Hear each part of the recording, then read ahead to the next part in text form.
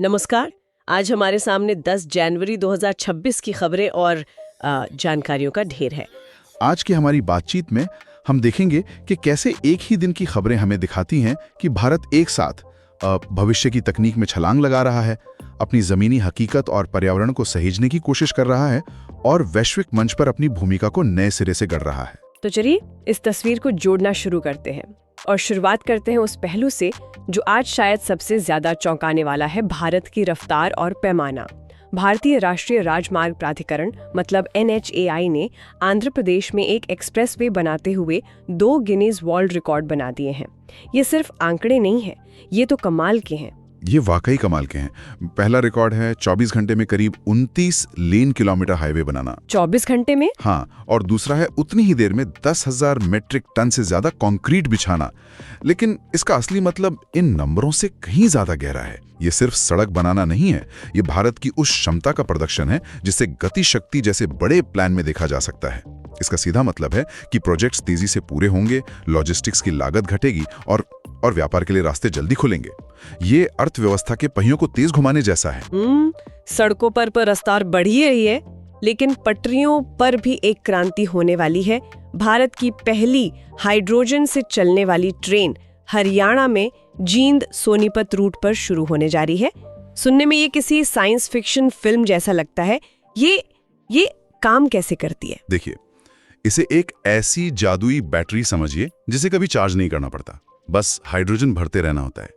इसके अंदर एक फ्यूल सेल होता है जो हाइड्रोजन और हवा में मौजूद ऑक्सीजन को मिलाकर बिजली बनाता है।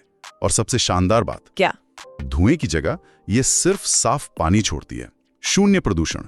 तो ये सिर्फ एक ट्रेन नहीं है, ये भविष्य की टेक्नोलॉजी में एक बहुत बहुत बड़ा निवेश है। आपने निवेश की बात की तो बताया गया है कि एक ट्रेन की लागत करीब 80 करोड़ रुपए है। ये बहुत ज्यादा नहीं है?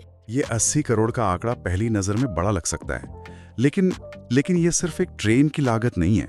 ये असल में एक पूरी नई सप्लाई चेन, नए स्किल सेट और मेंटेनेंस के पूरे ढांचे में निवेश है। ये भारत को कल की ट्रांसपोर्ट टेक्नोलॉजी में एक अहम खिलाड़ी बनाने की नींव रख रहा है।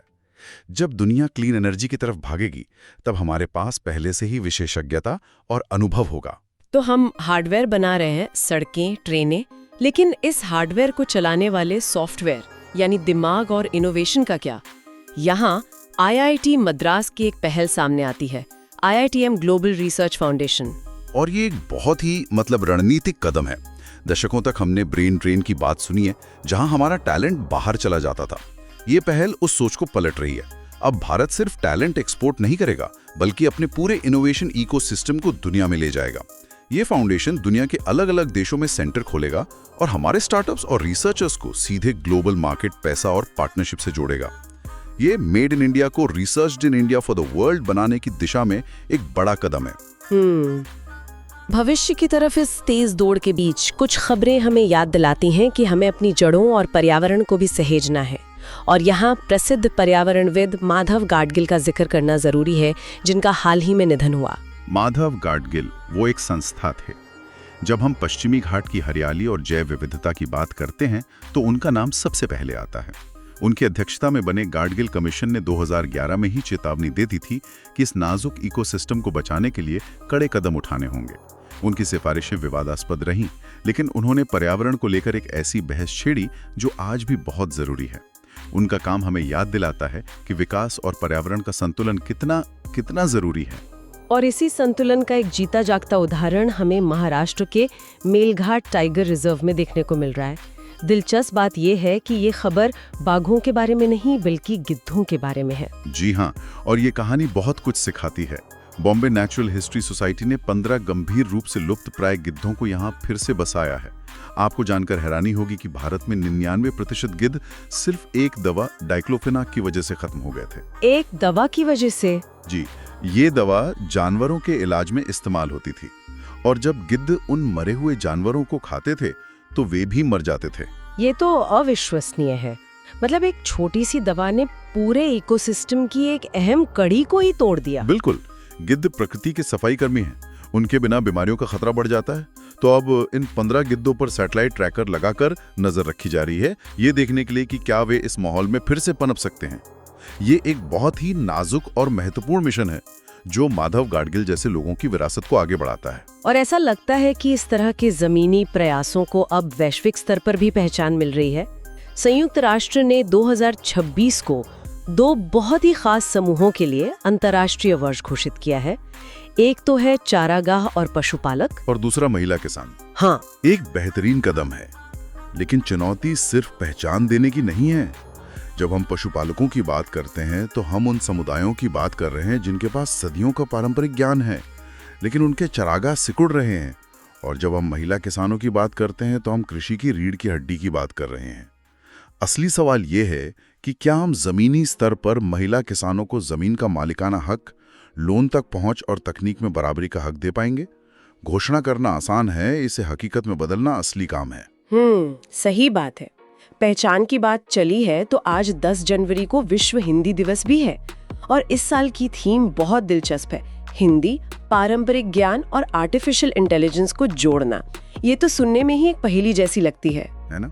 ये कुछ ऐसा है जैसे हम कबीर के दोहों का सार निकालने के लिए चैट जीपीटी का इस्तेमाल कर रहे हो। लेकिन इसके पीछे का विचार गहरा है कि हम एआई का इस्तेमाल अपनी भाषाओं, अपने प्राचीन ग्रंथों और पारंपरिक ज्ञान को संरक्षित करने और दुनिया तक पहुंचाने के लिए कर सकते हैं, या फिर एआई हमारी भाषाई विविधता के लिए एक खतरा बन जाएगा। ये थीम इसी संतुलन को खोजने की बात करती है। और पहचान सिर्फ भाषा की नहीं बल्कि उत्पादों की भी होती है। राजस्थान की नागौरी अश्वगंधा को जीआई टैग मिला है। ये जीआई टैग होता क्या है, अगर सरल शब्दों में समझाएं? जीआई टैग एक तरह से किसी चीज का बर्थ सर्टिफिकेट है, जो बताता है कि ये असली चीज उसी जगह से आई है जहां की ये मशहूर है। जैसे दार्जिलिंग चाय सिर्फ दार्जिलिंग में ही उग सकती है, वैसे ही असली नागौरी अश्वगंधा सिर्फ नागौर की खास मिट्टी में ही उग सकती है।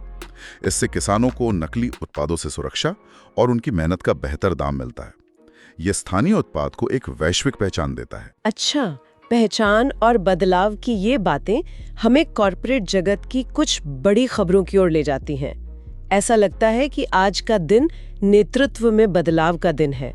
एयरटेल इंडिया से लेकर परमाणु ऊर्जा नियामक बोर्ड तक हर जगह नए चेहरे दिख रहे हैं। जी, और हर नियुक्ति के पीछे एक कहानी है। एयरटेल में शाश्वत शर्मा को एमडी और सीईओ बनाना और गोपाल विट्टल का एग्जीक्यूटिव वाइस चेयरमैन की भूमिका में जाना, ये एक सोची समझी योजना लगती है। इसे आप नया जोश पुराना होश की रणनीति कह सकते हैं, जहां नया लीडर कंपनी को आगे बढ़ाता है और अनुभवी लीडर उसे गाइड करता रहता है। और हेल्थ इंश्योरेंस इकोसिस्टम के लिए एस प्रकाश की नियुक्ति, ये पद तो नया लगता है। ये बहुत महत्वपूर्ण पद है। हम सब जानते हैं कि हेल्थ इंश्योरेंस और हॉस्पिटल के बिल की प्रक्रिया कितनी जटिल और उलझी हुई हो सकती है। इस पद का मकसद उसी प्रक्रिया को आसान और पारदर्शी बनाना है, चाहे वो अस्पतालों और बीमा कंपनियों के बीच डेटा का लेन देन हो या धोखाधड़ी को रोकना हो।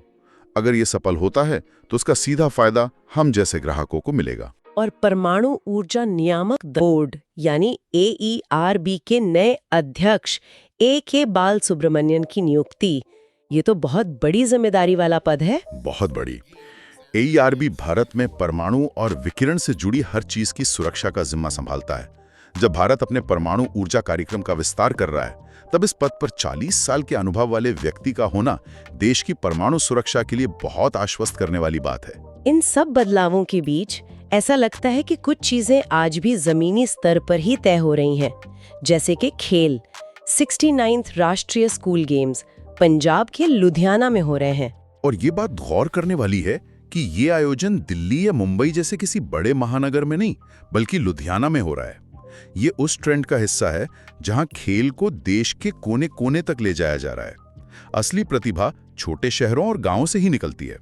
जब तक आप उनके दरवाजे पर ऐसे बड़े मंच नहीं ले जाएंगे, तब तक आपको अगले नीरज चोपड़ा या मैरी कॉम नहीं मिलेंगे। इसमें गतका जैसा पारंपरिक खेल भी शामिल है, जो अपनी जड़ों से जुड़े रहने का भी एक संकेत। तो एक तरफ हम गुवाहाटी में राष्ट्रीय कपड़ा मंत्री सम्मेलन कर रहे हैं, जिसका लक्ष्य 2030 तक भारत को $350 बिलियन का टेक्सटाइल हब बनाना है, जो कि कृषि के बाद सबसे ज्यादा रोजगार देने वाला सेक्टर है। और दूसरी तरफ हमारे वैज्ञानिक दुनिया के सबसे ठंडे और सुनसान महाद्वीप अंटार्कटिका पर UAE के वैज्ञानिकों के साथ मिलकर काम कर रहे हैं। ये साझेदारी थोड़ी हैरान करती है ना? ये बहुत दिलचस्प साझेदारी है। भारत के मैत्री रिसर्च स्टेशन पर UAE के वैज्ञानिक पहुंचे हैं और वे सिर्फ बर्फ की जांच नहीं कर रहे हैं। अंटार्कटिका के कुछ हिस्से इतने सूखे और ठंडे हैं कि वहां का वातावरण मंगल ग्रह जैसा है। अच्छा। जी, तो वे वहां प्लैनेटरी स्टडीज कर रहे हैं, यानी मंगल ग्रह पर भविष्य के मिशनों की तैयारी। यह दिखाता है कि भारत का वैज्ञानिक सहयोग अब सिर्फ धरती तक सीमित नहीं है, हमारी नजरें अंतरिक्ष पर हैं। तो दोस्तों, ये थे 10 जनवरी 2026 के सबसे जरूरी करंट अफेयर्स, वो भी बिल्कुल आसान और पूरी तरह एग्जाम फोकस तरीके से। आज का क्वेश्चन है, इफ्को साहित्य सम्मान 2025 किसे प्रदान किया गया? Who received the इफ्को साहित्य सम्मान 2025? इस क्वेश्चन का राइट आंसर क्या होगा? कमेंट जरूर करें। अगर वीडियो अच्छा लगा हो तो लाइक करें, अपने दोस्तों के साथ शेयर करें और चैनल को सब्सक्राइब जरूर करें। इस सेशन का PDF डाउनलोड करने के लिए हमारे टेलीग्राम चैनल से अवश्य जुड़े, QR कोड स्कैन करके, या फिर लिंक डिस्क्रिप्शन और पिन कमेंट में है। मिलते हैं नेक्स्ट सेशन में। Till then, keep learning, keep growing. Thank you.